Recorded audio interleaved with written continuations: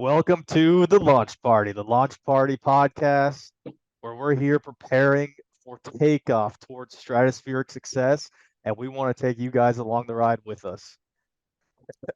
So that's the intro we got written down right now. We're still working on an outro, but that's all right.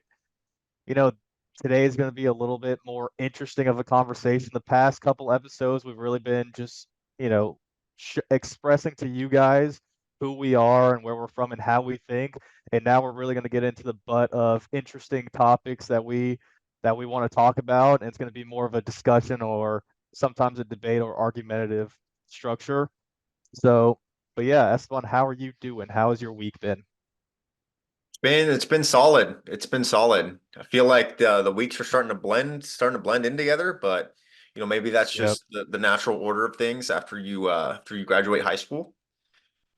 But yeah, I mean it's been good. It's been working, doing my thing. I just got a haircut. I'm feeling fresh. Feeling fresh, And looking yeah, that good. was that was like the highlight of my day for sure. And fuck it, that'll be the highlight of my week. And I'm flying tomorrow to Arizona, so that'll be fun. That'll be where I'm spending my weekend. Yeah, why are you going there? By the way, drink sparkling water. Yes, it's good. Um, Don't listen to him. because of an event, a sales event. All right, well, that'll be fun. And just another thing I alluded to on the previous podcast, how the podcast so far has already helped us grow and develop and become accountable for our things. Another thing that I actually noticed, and I definitely suggest all you guys work on this as well, is with my speech personally. I feel like when I listen back, sometimes I don't articulate enough or punctuate, kind of the end of my words, and I kind of slur things together. Sometimes maybe my brain is thinking faster than my words are, so I'm gonna really try to work on articulating when I speak. And also, when you guys do that and you listen to yourself, sometimes you might have criticisms, and just remember that you're always your own hardest or most difficult critic. A lot of times people don't even notice these things. You're not at the top of the world and you're just another person, and people don't really care that much about very specific details that you'll see in your own self. But it's definitely been a good experience so far. All right, so for this podcast, let's get right into it, Esteban. We're going to talk about where we think America as a country is heading, economically, politically, socially, culturally. And then with that understanding and then that background, Esteban is going to go into his arguments about why, for for maybe us or for other people in similar or different situations, living abroad as an expat can be a really great idea. And I'll probably disagree on some of the things, and some of the things he'll definitely get right. But we'll get right into it, Esteban. So, what do you think about the state America's in right now, and where are we heading? Yeah, I mean, I'm someone who I guess you could say I'm a bit of an optimist when it comes to these kinds of things. Me and Danny were talking about this when just before hopping on here and getting this started. I'm not the type to really, yeah, I mean, countries have their ups and downs. Empires for that sake have their ups and Yeah, downs, and the U.S. has been this prominent juggernaut for so long, and I can definitely see a world where that sort of big dog status can start to maybe erode. But then it's like, okay, well, who else is going to take over? Everybody says China. That's not going to happen. yeah, That can be a whole conversation. Maybe let's bookmark that. We can talk about China for an and episode. Russia, yeah, Yeah, yeah. It's like, yeah. I mean, good luck to them. But overall, I think when I think of the way America is and the way America is going, I tend to lump in just the West as a whole. It's a very developed country, and as such, it's able to provide a lot of conveniences that are really good to people. But there are some things that come with the development that we've seen that can be cons when it comes to an individual perspective and living the best life that you can possible. And I'm sure I'll get into more of those other specifics there. But I'd say overall, in terms of where it's heading, it's just going down the normal path that development will take a country. You know, things start to get easier. Culture starts to change around the fact that we really have access to like anything. You know, we have the internet, we have fast food, we have Yeah. transportation, we have all these things, and it definitely takes. I don't want to say takes a toll because it's not all bad, but it has an impact on us socially, psychologically, um, and and yeah, I don't think America's gonna like collapse or anything. I just think that there could be a bit of a shift of you know the balance of power in the world. And I think that there are going to slowly but surely people are going to become more aware of the the drawbacks of all of this advancement and development that we're seeing. So Yeah, I kind of see what you're saying. How does that saying go? Hard times make mhm, strong men make easy times make weak men make hard times, yep. something like that. So I definitely see that happening to an extent. And historically, we think of the Roman Empire, Maoist China, Napoleon, all these great empires kind of tend to go through a similar trajectory. But one thing kind of culturally and socially that I think all of Western civilization is having a big issue with is what Friedrich Nietzsche said, the death of God, or as he said, God is dead. And now, don't get Nietzsche wrong. I don't think he was saying this as a congratulatory proclamation. He was more saying this understanding the consequences of that and being uncertain and scared for what may follow because of the death of God. And to me, you can kind of put it like this. So imagine we have a hierarchy of values, okay, like a pyramid. And we have all these different values, like in a circle, a whole bunch of different hierarchies, a whole bunch of different periods. And at the top of all the periods combined is one like essential transcendent good, which you can kind of compare to God. Okay. Now, in the past, let's say 150 years ago, maybe even 20 years ago, America had been guided by this principle that we are all aiming towards a transcendent good.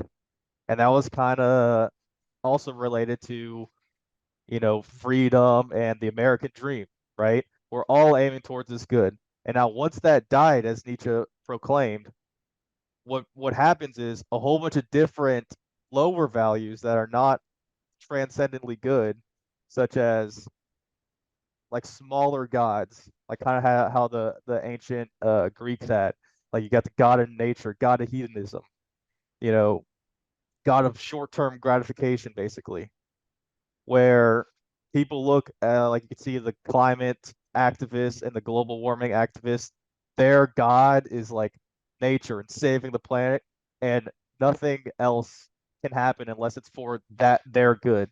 And I think as a culture, and I think this goes for pretty much all of Western society, is what Nietzsche said. We don't have a transcendent good that we're all being pointed towards. Mm. And now what happens is the whole structure falls apart. And I can't remember the historian's name, but he also found this pattern in other, great, as you would say, civilizations in the past. He saw this pattern. That's It, interesting that this was a phenomenon that we've seen previously in history because you would think that in the past everyone was religious. At least that's what it seems when you read on historical civilizations. You know, it feels like every civilization just somehow it became like religion just was a part of the day by day experience because of how hard life was back then. So mm, um I think it's definitely I definitely can see that as well. And basically, you're saying that there's I guess do you know of any examples where that's happened in previous history where the sense of God or the sense of spiritual unity in the community goes away and then the empire kind of struggles as a result? yeah, I mean, you could definitely see this in the Roman Empire, for example. And I don't want to allude to that.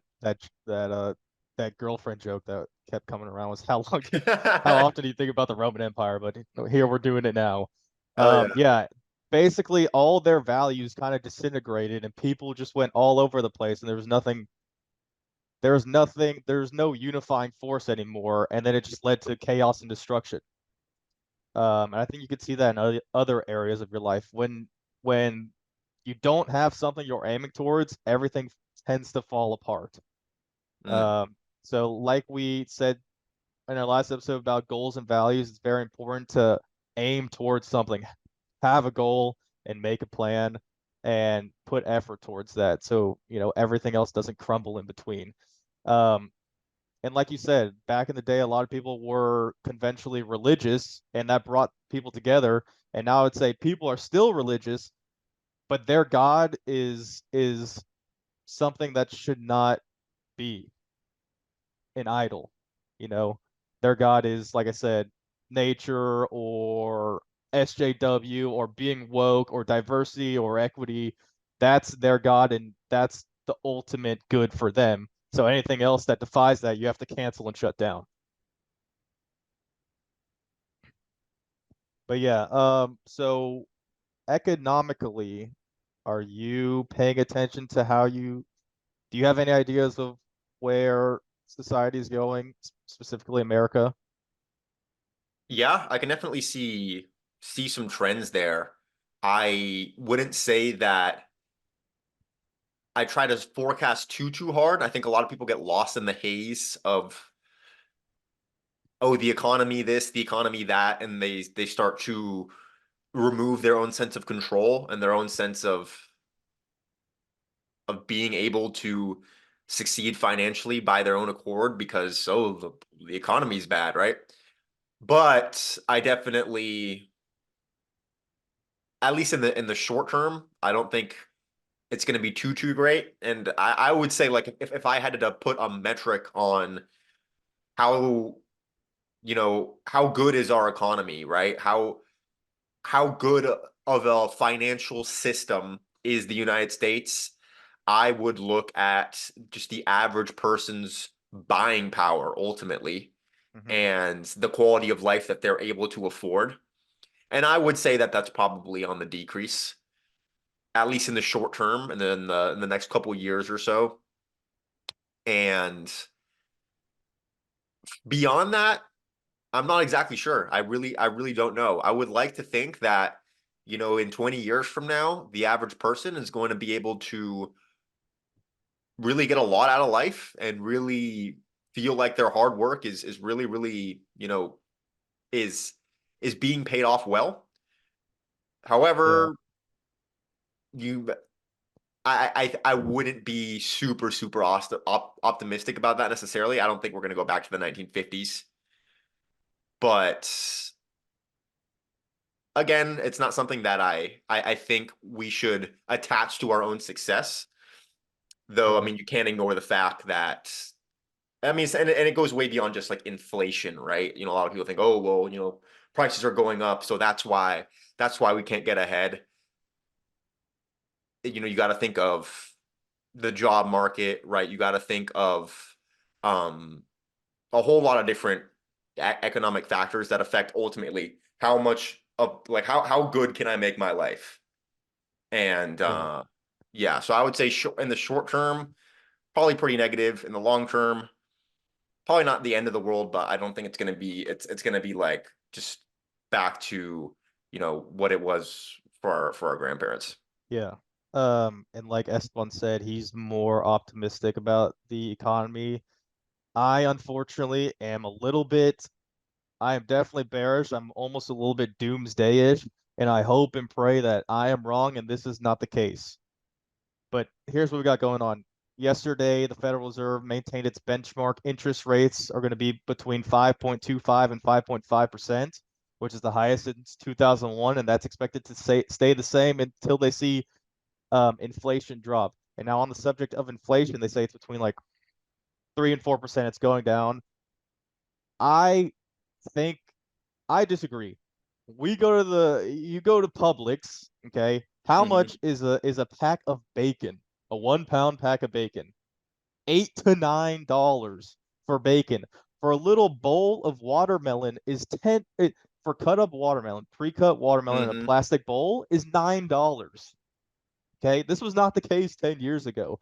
I think the consumer price index, which is how we measure inflation, is being skewed so it doesn't look as bad as it is because we printed more money during COVID than ever in history and then just gave it to people. And then what did they do? They spent it all.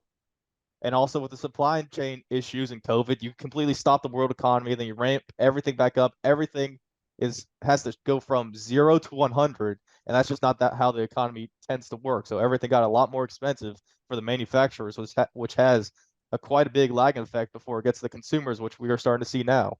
And then the problem with that is people were given money by the government during COVID, okay, in forms of stimulus checks or for small businesses as well. And then they had that cash because they printed all that money, that cash, their cash that they had is worth less. You know, the more supply you have, less it's worth. And now they've already spent all the money, okay, because their spending habits didn't completely change. So they spent all the money, and now people have less savings, less cash on hand than they did pre-COVID. Now think about how big the economy was booming pre-COVID. We have Yeah. substantially less savings on hand, like the average U.S. Household. Plus, interest rates on credit cards, based on this article that I just saw right now, are higher than they ever been in history. It's like 20%, the average interest rate, 22%. And then you got the housing market. The problem with the housing market hasn't even changed yet because the interest rates are so high, no one's actually buying a house anymore.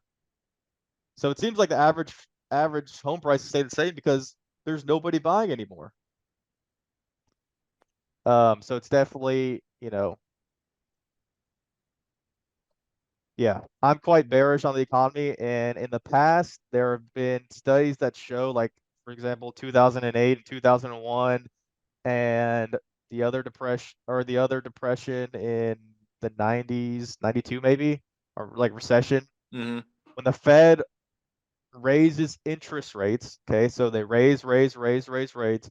Once they stop raising interest rates, it takes about 11 months from that point, on average, 11 months. So think like 9 to 12 months until we see like a real down market in a legit recession. So I think they raised interest rates the last time was in November, maybe something like that. When did they Anyways, first really start? Was that like mid 22? yeah, I'd say like, yeah, 2022, 2021 maybe. I Okay. don't really know. We could do some research and look that up. But anyways, that aligns perfectly with what? If it was last November, or last October, I think. No, last November, 11 months from November is right when the 2024 presidential election is going to happen. So I think, I don't know. I don't want to be you know, too bearish and conspiracy theorist, but there is definitely a possibility of something happening right before the election that just sends everything into bust. With that said, when we go on to talk about living abroad and being an expat, what happens in America has a trickle effect everywhere. So if America goes down and the dollar isn't worth anything as the world reserve currency, it's going to have an effect everywhere. But that's my kind of bearish outlook on the economic future. So hopefully this is not the case. Yeah, I think I also hope that's not the case, but I can see how like kind of like what you're describing, there's just this big boulder that's just waiting to be pushed off the Yep. mountain. Who knows how steep that mountain is? Maybe it's just like a bit of a gradual roll down. It's like, okay, things are crappy right now, and we kind of bounce back after enough time. And hopefully it's not just like we get hit like a ton of bricks. But I think I would think that just given how resilient overall, I mean, yes, we've had downtimes, but given how resilient the United States Yeah. economy has been in the past, and just how resilient a lot of the industries that ultimately run our economy and that ultimately have the greatest impacts on our lives are, you know, I think we do have a little bit of input here beyond just what the government has done. I'm not saying that you're not alluding to that, but I would think that the boulder's not going to roll down crazy, crazy hard, but it's definitely going to be, just based off of what I've heard and what you're saying in the short term, yeah, it's Yeah. not going to be super great. Definitely for the average college graduate right now, it is difficult to find a job, and there are a lot of layoffs going on in the big firms, specifically finance. Anything that has to do with deals between companies due to the interest rates and due to the low supply of money is definitely seeing a downturn right now. But, we'll get away from that. Culturally, what do you like about America? What do you don't like about America? Or where do you see culturally somewhere else being a better fit for you? Okay, so yeah, I'll start with just talking about American culture. I think that the root, when we think of the root of what it means to be American, we think a lot of these things like, freedom, we think of the revolution, we think of the land of opportunity, right? And I still do genuinely believe that we have a lot of that intertwined in our society. I I still have to be grateful for the fact that I've been raised in America and I've gotten the American experience as opposed to the CCP experience or the right now the Venezuela experience or the North Korean experience, right? And America has Yep. done a lot of things right to American culture has done a lot of things right to give us a good, well functioning society. Where I think that American culture doesn't suit me personally, and where I don't see this getting, frankly, much better going into the future is generally we we don't really bond well with one another, as compared to a lot of other societies where depending on people around you is much more A, necessary, and B, just accepted. We live in a world, in a country where we really don't need to we really don't need each other. We really don't need to depend on each other necessarily. I mean, we have our friends, right? We have our, maybe our coworkers. We have the people, our kind of acquaintances that we bump across, in our day-to-day lives, and we have our family members. But very few people in America have that sense of community where it's like, oh, I know my neighbor here, and I know this guy runs that shop, and I know I've got all these buddies from back at school, and and we're all still here, we're all still together, and the guy who sits on that one bench at 11 a.m. Monday through Friday, I'll go and I'll chat him up, like that sense of like really living in a place where you feel like you're a part of a group is very much lacking, I would say, in America as compared to a lot of other places. Part of that is just because of the way we are, and part of that is because of the way our country is physically built. So, we just it's kind of awkward, people, American people are just comparatively aren't that social. We have a lot of people who are self-proclaimed introverts, a lot of people who just kind of Compared to who?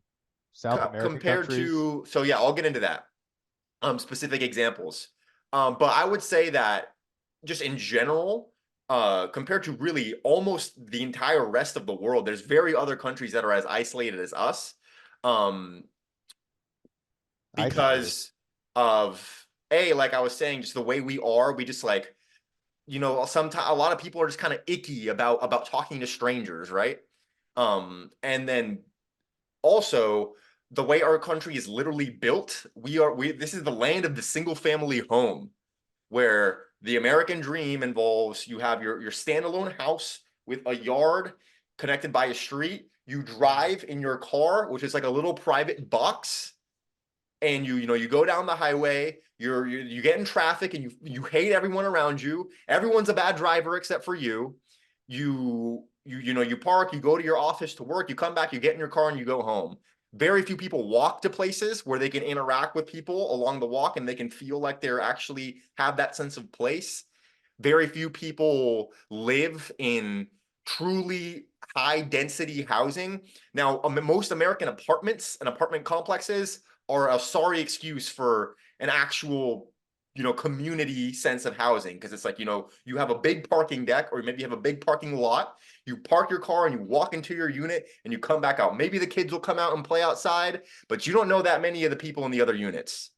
So a lot of that just has to do with urban planning. I think American urban planning is awful. Just but I can see how economically it's good. There's a lot of companies and industries that benefit from it. But I would say that that's my main gripe with American culture at the moment is just overall isolationism and just a lack of sense of community and place and togetherness. And not even like the political way. A lot of people say, oh, it's because we're so divided. No, screw that. Like politics aside, just literally like physically talking to other people and just interacting with other people on a day-by-day basis, we do very little of that. And overall, I would say that's not a good thing. All right, so a lot you said there. Mhm. Hopefully, I can get to a couple of the points that you made.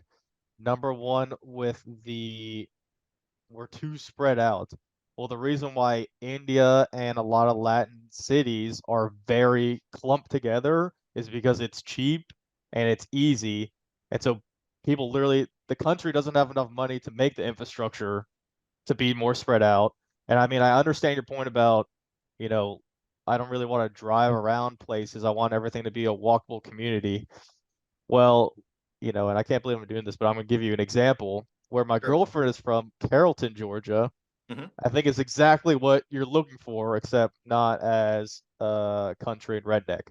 Okay, there is a town square where literally just about everyone knows each other. You walk around the square, there's coffee shops, there's bars, there's restaurants, there's little stores, and a lot of people just by walking around the square, uh, um, her and her dad would know like 7 people that just walked by.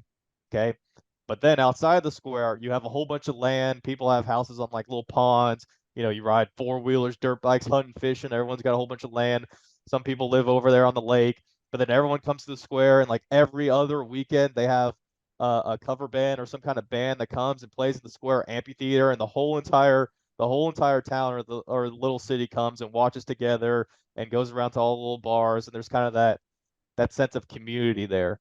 And so to get to your point about the culture and the community, what I will say is America is by far the most diverse and spread out country in the world. Okay. Geographically, culturally, community wise, economically.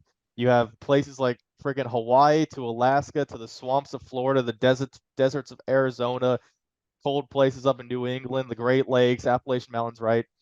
Geographically it's completely diverse and literally has every kind of type of land there is. When it comes to communities, you have, people from the Midwest, you got the people from like Boston, New York. You have a whole bunch of different kinds of cultures within one country. America is just so big. So if you're looking for that sense of community, you just kind of have to find where you fit in. And then the problem with you were saying that Americans are more blocked off and not Mhm. inviting. I mean, I think I disagree with that. Especially you as an American, like even you are Latino, even if you went to a Latin country, they see Mhm. a little bit of gringo in you, you're a gringo, you're an expat. And you want to go to a city where there's more expats because there's more people you can actually get along with because you're not one of their kind. South Korea, if you're not South Korean, you will get weird looks everywhere you go. The xenophobia is insane, and even South Koreans with their own type, they don't talk to each other on the walking down the street. You'll see those videos of literally thousands of South Koreans crossing that big intersection. They they do not talk to each other in public. It's like bad manners. So, and similar with Japan, people are not very open and welcoming. The Western European countries are more like the USA in that sense. Definitely Eastern Europe.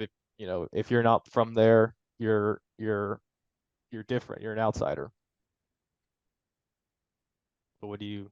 Yeah, I mean, I'll start with, I guess, the first thing you said, and then I'll kind of bounce around. So when it comes to the cost of developing a connected society, you mentioned like Latin America and India.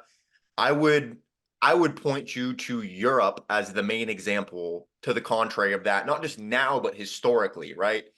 Um, for hundreds of years, Europe was the great power, right? For, yes, there was East Asia, there was, Middle Eastern empires, but Europe had the most influence. And even then, we were very well connected. The European city designs, I would say, are very community friendly. The big difference is that America came up during the age of the car. The car is the reason for all of this. The car Well, is the reason what do you why mean? The single car was family. invented in 1900. Like Yeah, right, right. So America America's. was on the boom, was on its way up, and America became the dominant power it is today in the early 20th century. So Mhm. then through the mid 20th century, okay, now our cities are really starting to get built up, and we didn't have that foundation of all, because in Europe, by the time the car came around, you had London, you had Paris, you had, I go on and on and on, had Madrid, all these major cities that were already built. And they were built with walking in mind because they didn't have the car. They had, maybe some street cars or, the horse and buggy, but they didn't Mhm. have the car to build the city around. America, the reason why it is the way it is, I wouldn't say is because of cost necessarily. Um, it's because of the car. And yes, I mean it is cheap to just pave roads. Paving roads is comparatively cheap compared to putting in an entire public transportation network, buses, subways, all the things you need to truly connect the city. Just pave some fucking asphalt. Right? Okay. Well, what about Latin America? So Latin America is a little bit. I would say, like, if Europe is on one end and America is on the other, Latin America is somewhere in the middle where it's still fairly car dependent, but a lot of the cities are still pretty tight and they're fairly walkable. And then also culturally, they are a whole lot more open. I would say that even if you are a gringo, the average Latin American person is going to be a Latin American stranger who barely speaks your language is going to be a lot more welcoming and inviting compared to the average American stranger who does speak your language. Um, Stress that. But um and then I also, something else I did was, I went on Google Maps and I looked at a radar view of Carrollton, the town you mentioned. mhm. And yeah, I mean it looks great. I'm sure that they do have a little bit of that sense of community, but it's covered in roads and it's a small town. Carrollton sounds great and I would love for every city to be like that. But in America, you just don't get that on a big scale. That's the thing. There are a lot of small pockets where people really know each other and people are really well connected, but it's not like big cities where, as soon as the city gets big, okay, now you have a little central business district with a whole lot of crime and a bunch of suburbs. Everybody wants to move out to the suburbs, and now your sense of community is destroyed. You Whereas don't think in Medellin is like that? well, yeah, Medellin is are you saying They is have they have nice neighborhoods outside the city where you would want to live, and inside of the city has a lot of crime. Not necessarily. So in Medellin specifically, there's El Centro, which is technically the downtown, which is a little bit crime ridden. But then a short walk away, you have Poblado and Laureles. And this is just a specific example, which are very walkable, very nice. Those are the high desired areas, and most people there live in high-rise apartments, as opposed to here, where most people who are affluent and who are the type of person that is ideally you would want to network with and would want um to really surround yourself with. They're living in big house, big single family And home. land. Yeah. Yeah. Well, I mean, I So agree. Um, Also, I just want to preface this conversation. Espan, you've been to Puerto Rico. Have you been to anywhere else? Puerto Rico, Cuba, Costa Rica, Cuba? Yeah. Spain. Yeah. I mean, I haven't really been anywhere, so I'm kind of basing a lot of my opinions on what I've read and researched and what I've heard from other people.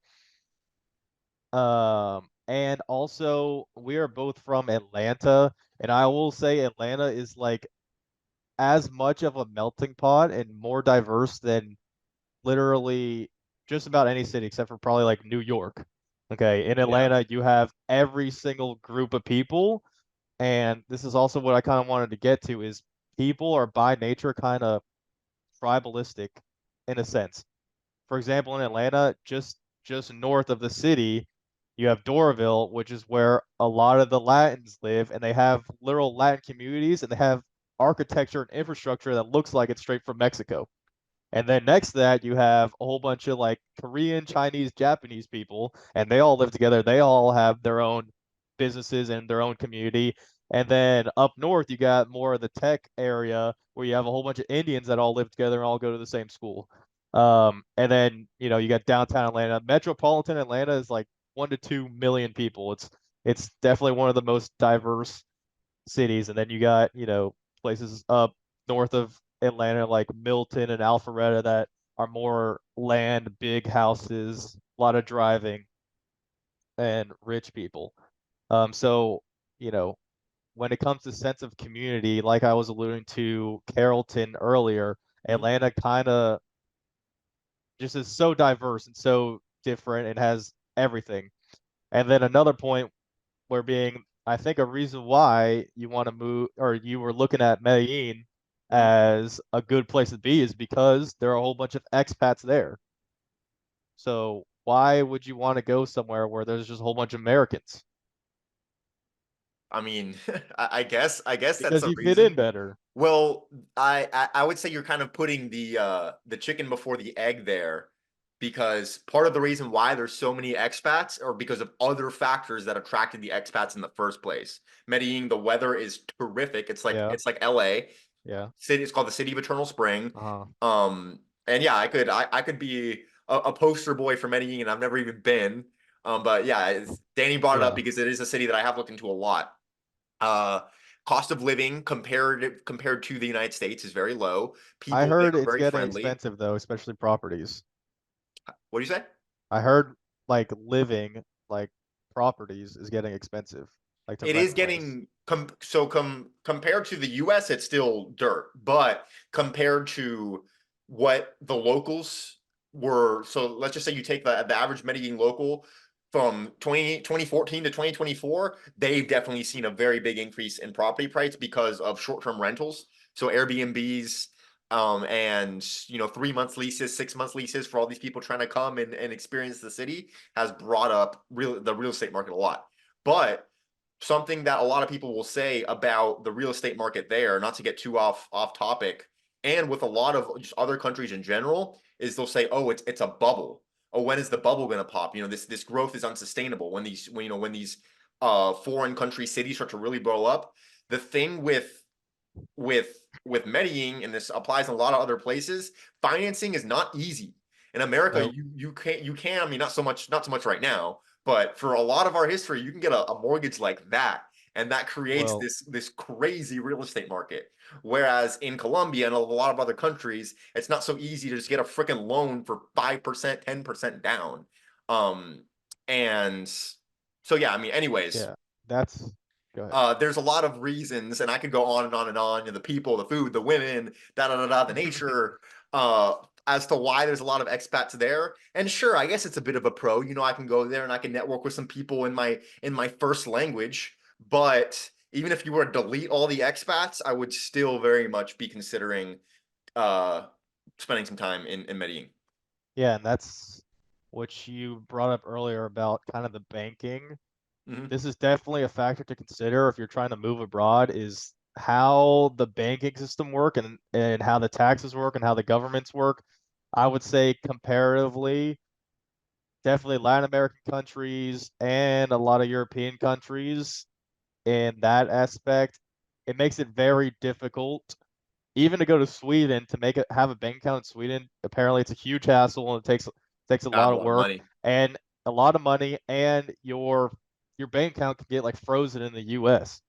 And then when it comes to say, okay, so you have an employer, right? Hmm. Technically, are Hmm. you what tax return do you file? Do you know? 1099. Okay, 1099. Hmm. So you would also need to consider if your employer will let you move to another country because of the way the taxes work there. And then you have to try to not get double tax from the US as well. For Hmm. example, in countries of like Western Europe, a lot, so like France, for example, people point to because they have a lot of tax.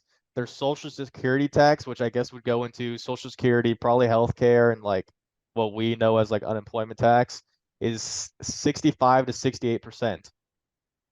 And the employer shares 45% of that, or 45%. The employer shares 45% of your income, your personal income, and then you would have to pay the rest. So as an employer, and you're an employee moving, they'll be like, no way you can move to France. We're not going to be able to pay all that social security tax. And that's the case in a lot of the Western European countries. So there's definitely a lot of hurdles to going abroad if you want to be there long term. If you're going to be there for less than a year, then yeah, you could definitely go abroad for like 180 days. Once you do 181 days, you're going to have to file taxes in any European country because Hmm. they want their money. I'm assume it's probably somewhat similar for South America and in the European countries. If you're there working for 3 months or more, they want their social security portion if you're there for 3 months or more. A lot of And then what? countries, a lot for some specific ones, you're kind of SOL. But a lot of countries, thanks to America being, Big Daddy America, they you get tax exemptions. So because we have citizenship based taxation, no matter where you live as an American, you're going to be paying the IRS. A lot of these foreign governments will consider the amount you're paying the IRS and will reduce that from what you need to pay their government. Now, if you're especially if you're being employed by an American company, if you go to America and then you have an American employer and or sorry, if you go to France, you have an American employer and a French employer, an American bank account and a French bank account, okay, things are going to start to get a little bit more hairy. Yeah, But especially what state you came from because you might have to pay state and federal right. tax in the U.S.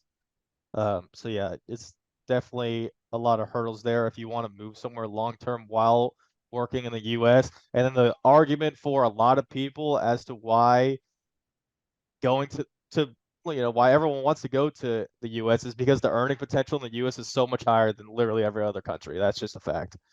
So if you already say you already had a connection in another country that you're going to make a lot of money on, and that's what you want to do, then okay, you can move there, set up a bank account there, you pay your taxes there. But if you're working for a US employer, it definitely makes it possible, but a lot less easy and a little tricky. Hmm. Yeah, I mean, if you can earn in dollars though, you're going to be in a good spot. For me personally, since I'm 1099, my employer doesn't worry about my taxes. And I would say a good portion of the people who are expatriating aren't working remote W-2s. There are definitely a ton uh that do that. So say that you're a software developer, for example, or you're just maybe a Oh, customer service rep and you're just kind of taking phone calls and you have a W-2 income and you move abroad, might be a little bit of extra challenges. But I mean, if you're 1099, if you own a business, if you're living off of investments, if you're a content creator, anything like that, freelancer, salesperson, um, or you're just yeah. doing anything that's not a W-2 where your employer has to be involved in your IRS process, then it's a non-issue. Yeah, so for you though, you would have to find an international tax accountant, which Hmm. TurboTax is not going to do, and those tend to be kind of expensive. I would find a And local accountant. That'd be cheap as hell. no, you need internet. Well, I mean, maybe, but they're still not that very cheap for what I've seen. International tax, they'll charge you. And then for a lot of countries, if you wanted to move abroad and live there permanently, you need a lot of money up front. You either have to have a bank account in that country and like property at least like 300,000. Like for example, in Bali, I think you need 137 to 170,000 in a Belizean bank account, and then you have to buy like property of $300,000. So unless you have like half a million In in cash Belize, in Bali, Bali's in Indonesia. yeah, Belizean, Oh, but Belize is a country. That's like the other side of the world. But I get what you're saying. yeah, yeah. I get what you're Anyways, saying. I think what you're referring to there is well, there's two routes. A is CBI, citizenship by investments, where a lot of them do require a massive investment. 250K, 500K, million plus, depending on the quality of the passport that you're going to get. Or there's residence programs that you have to pay for. So I know Indonesia has one, which would apply for Bali. Malaysia has one, Thailand has one, a lot of Latin American countries have one, European countries have one. Those are called some people call them golden visas, where essentially you pay or you make an investment and you're guaranteed permanent residence. Yeah. Now, you can do that, but the truth is the overwhelming majority of people who expatriate don't do that. They either get an education visa where they take some like class or they maybe sign up for a university course. You can even go to a lot most Latin American countries and just go sign up for a Spanish class where you go a couple times a week to go, sit in a classroom and learn Spanish from a Spanish teacher, which is helpful as hell. You can get a student visa off of that.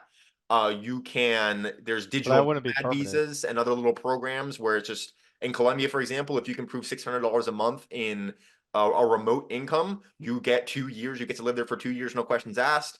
Um, so yes, I mean, if you're really big ballin' and you want to go completely just no worries, boom, give me a residence, like no minimum stay. Actually, some of them do have a minimum stay, but just and you want to really diversify, usually that's, for people who have multiple homes around the world, you're going to have to really start shelling out. But if you just want to move to one place and they have any sort of alternative residence program, whether it's education, even if you sign a lease and get a girlfriend, Yeah. um, I mean, yeah, you could you do can that. you can find a way. So I would say that yes, there's some hurdles, but all like overall when it comes to like the logistics of it all, when it comes to like getting paid, paying your taxes, getting residence, not getting deported, generally you can figure it out and maybe spend $1,000, $2,000 total in professional help doing it and you'll be fine. Yeah. Permanent, if you want to just go all in and live somewhere permanently, that definitely is a lot more difficult than like say 1 to 3 years. Well, not Um, necessarily. I mean, sometimes you can get permanent residence unless, just off of like like the Spanish class, for example, or whatever it is. Um, but it also depends on the country, and usually the more developed a country, the yeah, more if hurdles is that you're gonna yeah, you're gonna unless you have. get unless you marry in, which you could do that if that's what you really wanted to do. But let's kind of get away from the technical and go more Mhm. into, the kind of the cultural and what we think. I mean, there are downsides of America, and I think when it comes down to it, the grass is always greener on the other side. And it seems to me that a lot of U.S. expatriates and even like London, England expatriates, they'll move around, they'll go to other places, they'll just like, yeah, I'm gonna go do this, and then they always just get homesick and want to feel like they belong, and it ends up hurting them more mentally than they thought, and then a lot of people tend to move back. I mean, this isn't the case for everybody, but I think as a majority, the grass is always greener, and then you're like, I want to be home with my family and a better place to raise kids, especially kids is probably the biggest factor. If you want to have kids, you really need to think about how that's going to look long term. So I I would, mean, for you, I mean, for your point about the majority of expats regretting it and moving home, I completely disagree. I mean, that's not what I've seen online. I mean, maybe algorithms probably Yeah, I guess. feeding me a very particular scoop based off of how much travel content I watch, Yeah. but usually people when they leave, they leave for a reason, and they might still have that connection. Most like they go back to see Yeah, family and shit. yeah. I think they Oh, leave for a reason, but the reason still follows them there. yeah, yeah, you're probably right in a lot of cases, but the majority, I would say no. But a lot of people do definitely leave underprepared. But so for you, we talked about last episode how it is very fulfilling and purposeful to raise a family and have kids. Mhm. So, I would argue that definitely, I mean, there's private schools in other countries that are good, but the US definitely has culturally and by education is the best place to raise a family and have kids. I think if you specifically isolate the quality of the education, maybe, Yeah. but culturally and socially and healthfully, absolutely not. Health, Yeah. So here's the thing. like You move healthcare. you move your kid out. Yeah, yeah. Healthcare and quality of diet and just access to being a healthy person. So say you move you want to move to Latin America, you want to Medellin, Colombia, or you want to move to Bangkok, Thailand. A lot of a relatively developed city in a less developed country, which is what most people do. Or even Europe for in a lot of examples, you're going to get a access to 95% of the quality of just curriculum content that you're going to be getting here in America, if not sometimes better, because a lot of times the private schools there are way cheaper than they are here. And you compare a private school in Colombia to a public school in America, night and day. Um, Well, it depends where, but sure. Yeah, I mean, if you're in a really ritzy area, you're going to have good public schools here. But and you think of just the quality of education over time in America. I mean, you know as well as I that it has gone down in terms of just what they're teaching the kids. It is a lot of kind of useless information. You can get you can get your kid a more specialized, more useful knowledge from a younger age. Here, it's like you don't get that until college. But even that aside, yeah, athletic programs are going to be better at these private schools. School athletic lunches programs, in no way, America are awful. unless And private school. also just like yeah, I mean, in America, American private Yeah, schools are probably the best in the world. Actually, I don't know, but I mean, most people, generalized. right? Most people in America are going to be sending their kids to public school. Um, but then also you want to think of the society and the kids that they're growing up around. Dude, I do not want, I mean, by the time we're having kids, think of the type of kids that are going to be going to American schools. They're going to be iPad addicted. They're going to That's have no everywhere. brain. No, it That's is just not, about dude. everywhere. No, it is not. Everyone has an iPhone. No, dude. Kids are not getting an iPad at 8 years old in Latin America. That's the problem. Is that from a very, very young age, they are just brainwashed by technology. Scroll, scroll, scroll, scroll, And that's scroll. how it's going to be everywhere by the time we have Eventually, kids. maybe in our grandkids generation, probably. But for now, I would say like by the time that me and you or anyone who's like above the age of 15 has kids, you're not like you're gonna have a decision to make. You can send them to school in America where it's just gonna be a bunch of low testosterone boys, and just iPad addicted, just no brain, no attention span, and they're going to be taught a bunch of crap and they're going to be eating crap. I mean, we could have a whole episode on American diet and just all the additives, all the Yeah, we hormones. probably will. And yeah, honestly, we probably will. That stuff is not good for your development. I'd rather send my kid to a private school, which is going to be very affordable in a country where they're surrounded by kids who are actual kids who go out and play, who fucking get dirty. They go out and do sports and throw themselves in the mud, and they actually like they're real friends with one another, and there's a little bit of that sense of competition. You don't get that shit here. You get iPad brain and you get I participation mean, trophies, bro. I don't want any of that. yeah, I mean, you do raise some good points, but and I do think you do get that here. Also, the iPad thing, I mean, these are good criticisms about and technology as a whole, especially the COVID pandemic, kind of pushed this all even further down than it was already going in terms of technology learning and people not really connecting with each other. And I think this is a worldwide issue. This is not just an American-based issue. So that's definitely something to deal with. And I think the pendulum will switch at some point in the future where it's like this non-face-to-face interactions over, the internet is not bringing purpose and meaning to people's lives, and people are depressed and lonely and anxious and Mhm. scared because of it. And I think there's going to be a swing towards the other direction at some point in the future. And hopefully, America's kind of the first to realize that as a whole. This is a bigger than America. This is any developed city or country problem. Everyone has a phone and is playing games on the phone, and they're giving iPads to kids at 3 years old. Like, yeah, it is crazy and it is absurd, and it's definitely a, a good criticism. But I don't think it's just in America where this is happening. So would you say that if you that you need like if you were raise your child outside of America, they would just kind of end up not as good as if you were to raise them here? No, no.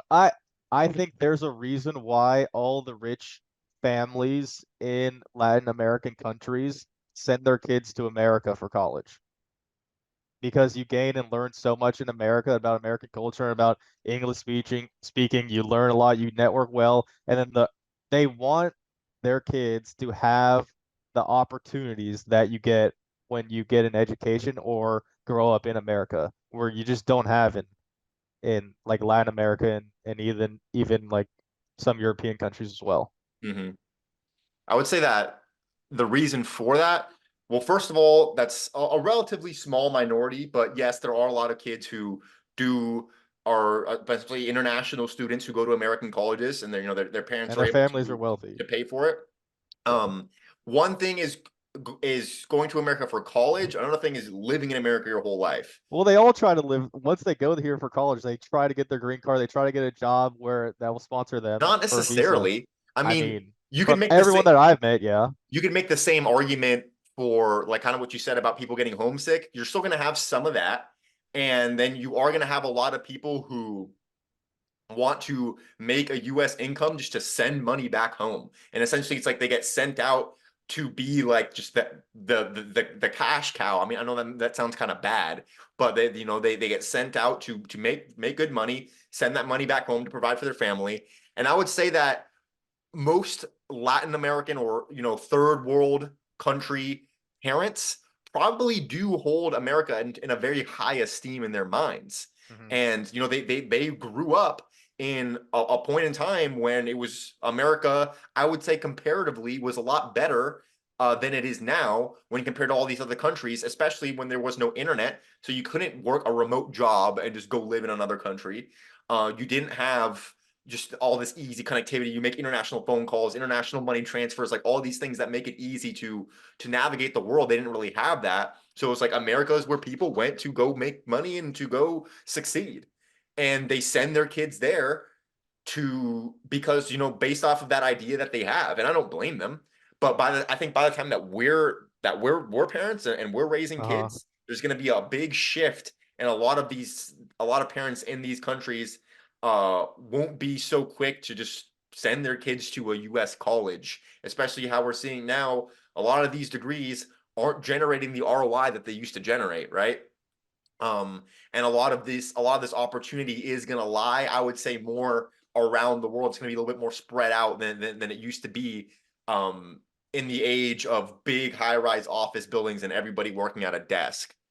Hmm. Uh, so yeah, I don't want to get too off topic there, Yeah. but I do get your point that when you look at it from the other perspective, there is a very strong portion of people who think, "Oh, America is great. Like, I want to go there. I want to send my kids there. Like, why would I stay I here?" mean, I wouldn't say that's a small portion of people. We see the invasion, as some people call it, in Texas from Mexico, and this is not just Mexicans or Latins. This is people from the Middle East, from Hmm. Eastern Europe, from Africa, all coming, literally running through the border right now, and the federal government isn't doing anything. And so a lot of state governments are sending help to help, close off the border and not let all these people in. Hmm. Um, we can get into that later, but just kind of closing remarks here. I think America is definitely the most diverse. You have the widest range of geography, culture, people, and definitely the most opportunity to earn, and the most opportunity to learn. Taxes is also an issue that America tends to do better with than other developed countries. And that just depends on who you are, whether you want the government to do more for you or not. As for me, I'm more of a capitalist, and I think the pendulum will switch at some point. We will be, trying to be more social beings and talk to people and network. And the pendulum's going to swing at some point. Hopefully, America realizes it first. So, we can again be the home of the free and the land of the brave. Mm. Yeah, that's pretty fire. And yeah, I mean, overall, I agree with everything you're saying that America does have a lot just by virtue of its size and just Mm-hmm. its history and all the people who have came here has a ton to offer. And I wouldn't say that I think it's important to recognize the difference between what's good for me and people like me. And likely I would recommend if you're watching this podcast, I'd say you're probably someone who could benefit from looking outside of America's borders compared to the average Venezuelan. It's like, yeah, I mean, you can stay in a a, a barrio, a low income barrio Yeah. in Maracaibo, Venezuela, or you can cross the border and make it to Texas. Yeah, I would probably take that hike if you can. But I think for me personally, and for people who have grown up in America and who are fortunate enough, who are blessed enough to have access to earning in American dollars, who Mm-hmm. are who have a United States passport, who are native English speakers, which is the lingua franca of the world, and who can have access to major international airports and major international airlines. There are a ton of ways that you can increase your quality of life by moving overseas. I feel like we didn't even really get into a ton of that in terms of the actual like day-to-day quality of life type stuff. Maybe we could talk about that Yeah. on a later episode. But I think it would also be cool once I do make it out.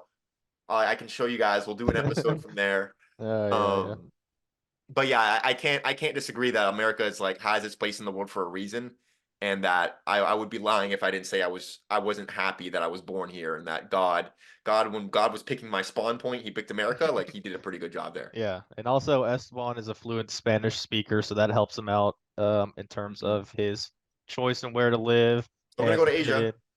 Yeah. But yeah, I mean the grass is always greener on the other side, no matter where you're coming from or where you're going. Um, but any other closing remarks? Remarks. Thank you guys for listening and watching. It's been real. Yeah, We yeah. will This was see you a next week with a guest speaker. oh I think it's shoot. going to be interesting. I didn't even Um, know that. yeah. Also, if you are a listener on the podcast and you want to be on the podcast, now is your time. I think we need to pin a comment. Just post in the comments what you want to talk about. You know, if you have anything interesting to say, we would love to have you on the podcast as like kind of a listener podcast episode. Hmm. We could probably do a little series out of that too. You know, we're small here and we love every and appreciate every single one of you guys that We listen. should make an Instagram post of that. We should clip what you just said Yeah, there you go. and post on Instagram. DM us on Instagram Yeah, DM us. and come party with us. I mean, we're kind of launching right now. Like it's kind of a Yeah, party. it's a launch. Thanks, guys. All right. Peace.